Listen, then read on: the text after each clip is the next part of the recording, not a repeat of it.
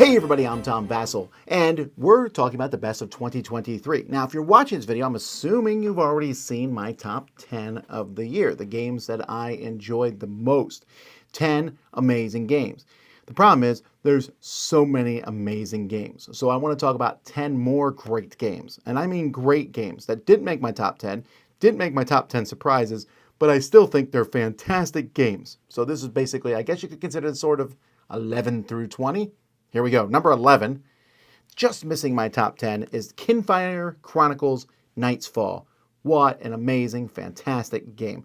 Really enjoy this fantasy boss battler from the packaging. The packaging is great. You pull out a box. Everything you need to fight the bad guy is in that box. The system, pulling poker chips from a bag, determining who's going to attack and who's going to fight back at any given point. Such fun, so easy to jump into. And it's a good, interesting story, a fun card combat system. It scales well. There's a lot to like about it. I don't normally come back with the urge of like, I want to finish the whole campaign. With Khora Chronicles, I do. My number 11. Number 12, Terrorscape.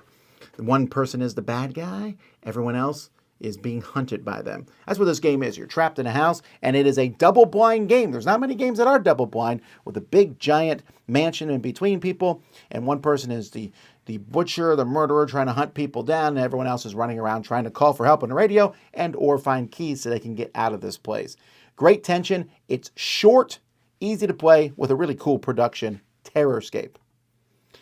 Number 13 is Forest Shuffle. Forest Shuffle is a very simple game that's very, very popular, in which you are basically just taking cards and placing them as trees or placing them as animals on those trees. I tend to like games like these a lot. You'll notice I really like Earth. This almost feels like a card game version of Earth, even though Earth is cards. But anyway, great art, super easy to play, lots of tough decisions to play, and just quick to get up and get going. Really like Forest Shuffle.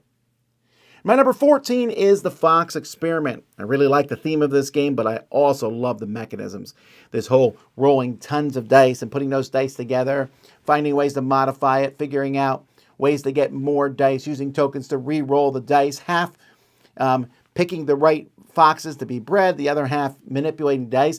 Not hard. Everything comes together. Just a real joy. A lot of fun. I think Elizabeth Hargrave has made some great games. I think I might like this one better than Wingspan even, the Fox Experiment. Number 15 is Last Light. Last Light is designed by Roy Candaday, who works for the Dice Tower, with the idea of, can you make a 4X game that takes about an hour to play? And the answer is, yes, you can. So this game, published by Gray Fox Games, is that. You essentially have a civilization, a space civilization. You come in, there's rotating planets in the middle of the board, and you're just running around trying to get victory points. The game is simultaneous play. You're all playing a card. You all do your things. You move around. It shouldn't work because these games always have a hang-up, but it does work very well. So definitely one that I like playing on my list, Last Light. Rats of Wistar is number 16 here. This one, which is from Simone Luciani and Danilo Sabbia. It's a Euro game in every sense of the word. You have a thing, a big round area, I don't know what it's called, where you get to take actions based on the number of rat workers that you have there. But you also has theme in it. You're running around a house trying to find cheese and other things that are going to help you out. Great artwork, a lot of really cool details. One of my favorite Euro-style games that I played last year, Rats of Wistar.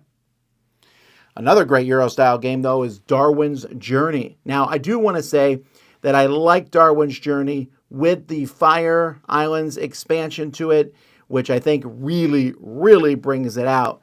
But even without that, I think it's a really solid game. It's a worker placement game with a very thin veneer of a theme on it, but your workers, as you place out, will get better as time goes by. You put seals on them, which will allow them to go to more spots.